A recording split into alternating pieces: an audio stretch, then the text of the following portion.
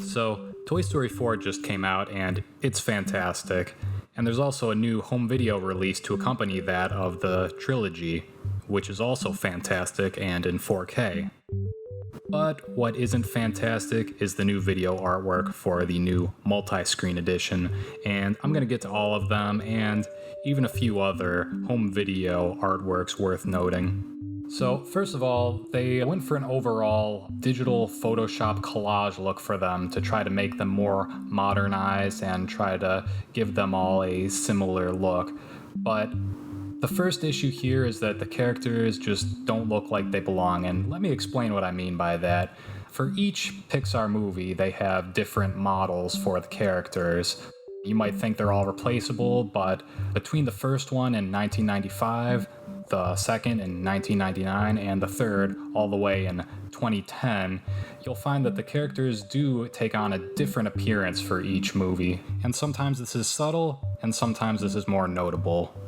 You can see throughout that something's not quite right because the characters come off as flat with no sense of depth, and you can see the different perspectives really become an issue as well because you can see the alien is just kind of floating on the bed there. You can compare this to when Pixar is actually in charge of compositing the scene for their poster or home video artwork. Like, you have artists working on this to make the composition. It's not like a real quick Photoshop job by any means. Now, going back to how these characters are all from different movies and not the first we have Woody, who's up front, and you can really see that he's not the same as he is in this movie. This is actually a Toy Story 3 promo shot. You may ask how I know. The full shot has Woody leaning on the 3 from Toy Story 3. And another dead giveaway is the stitching that's on Woody's arm that was given to him at the end of Toy Story 2 and he wears throughout the rest of the series. The alien, like I mentioned before, is from Toy Story 2, and again, he's not the right perspective with the bed. Buzz is from Toy Story 3. He is running on the bed and it looks like he's flying. Slinky is also from Toy Story 3 here. Clearly he's been rotated 90 degrees, and if you know the layout of Andy's bedroom, that's only the ceiling there, so he's dropping in from nowhere, I guess. And on the side wall, I can't tell what that object is, but it might be the Green Army men climbing down the jump rope. I'm not sure, but you can tell from the drop shadow that that was not there originally. Thankfully, though, the bedroom was from the original Toy Story because that would be a dead giveaway if it was not. You may think it's obsessive to note about how the wrong characters were used for the movie that it was released for, but fans pick up on these kinds of things. This is an extreme example, but imagine if they used the wrong James Bond on a cover of a home video. Fans would definitely notice. On to Toy Story 2, there's less to talk about this one because it's only a composite of 2 images. They're actually 1 for 2 this time because the background is actually a classic promotional image from Toy Story 2, whereas Jessie in the foreground is a Toy Story 3 promotional image. The big issue with this one is where are the rest of the main characters? Pretty sure Woody is probably the main character, not to mention we're also missing Potato Head, Rex, Bullseye. The scene doesn't really make sense as Jessie was never out in the city with the rest of Buzz's rescue party. I think what we're starting to notice here is a shift towards an emphasis on streaming platforms and how they only use a few characters to capitalize on marquee value. You only have like a few main marketable characters to try to get a potential audience to watch. But for returning fans, this approach is just not that appealing. Thankfully, Toy Story 3 manages to use all correct models this time, which might be because there were no future films at this point. Buzz manages to make all 3 covers, though again I'd argue that Woody was the focus of the plot and he's noticeably absent here. The rest of the cast is also missing again. You have characters on the side that are kind of pasted in at an odd angle, and you just have Rex kind of hanging out on the right. One of the aliens is actually in Lotso's gang, and I'm not sure why he'd be put there. The good news is that all 3 of these movies are available as Steelbook Exclusives, and I think the artwork for these really speak for themselves. Now, these already look good. But you don't need to make the main release bad by comparison. This is like DLC for home video. Now before we wrap up, I'd like to talk about a few other Toy Story artworks of note.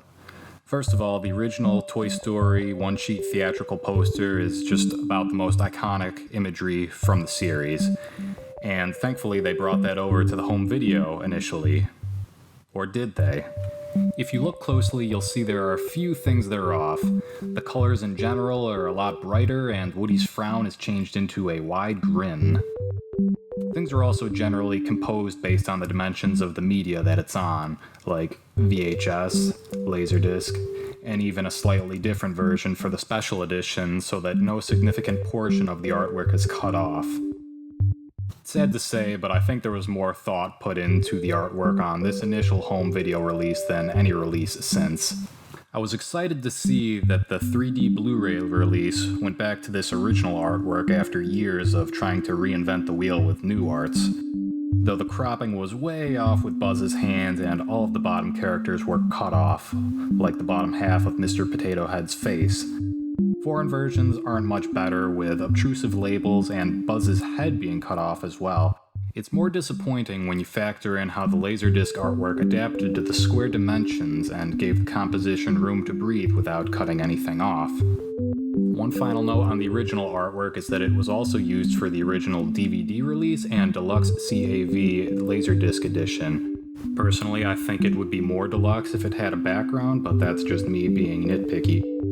Going into Toy Story 2, I'm gonna be honest that I wasn't much a fan of the theatrical poster artwork.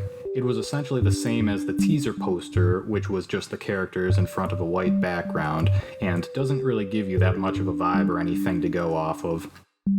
I mean, the original Toy Story had a similar teaser poster of just characters on a blank background to garner interest and all, but the final theatrical posters were much more exciting and dynamic. Anyways, the home video art for Toy Story 2 was altered from the poster in a similar way to the first. They just kind of pasted Jessie in the back. Now I applaud adding her because she was arguably the breakout character of the film, but they barely even changed the composition. It looks like she was just an afterthought way in the back. A piece of artwork they should have used is a promotional render that I believe was used to advertise the film online that's much more colorful and original. Another interesting set of artworks is the special edition releases of the first two Toy Story films, which were made in preparation of Toy Story 3. It's refreshing to see that these covers are made by Pixar, and while they do use updated models, it's not to its detriment. There's more personality when Pixar's team is creating the poses as opposed to just recycling promotional images. An interesting Steelbook release is just the titles on the cover. It's not very risky, but it works. The backgrounds are motifs associated with each film, so in general it's effective and looks nice. Another dishonorable mention are a Toy Story and Toy Story 2 release that use the exact same artwork, which is from Toy Story 3. They weren't released simultaneously, but I still think someone should have seen this mistake. If two classic movies had the exact same artwork, that would never fly. And while it might be fitting to have just Woody on the cover, if it can apply to any film in the series, then it's probably too generic. Now, I'm not talking about Toy Story 3 and 4 that much because they haven't had to suffer through as many re-releases, and also they've been generally pretty good. Although as I'm making this, Toy Story 4 is gearing up for its home video release, and the cover is taking all the wrong cues from the previous multi-screen editions. The background is a huge step up, but they can't quite fix the characters floating, and the absolute worst crime is that Buzz has been rotated, and balancing like that makes no logical sense.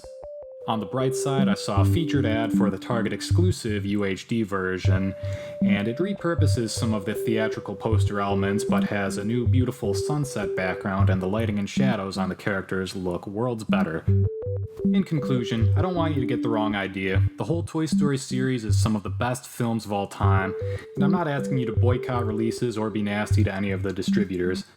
But I think films of this caliber definitely deserve better in the art department, though they have had some shining outings in the past. Thanks for taking this look back with me.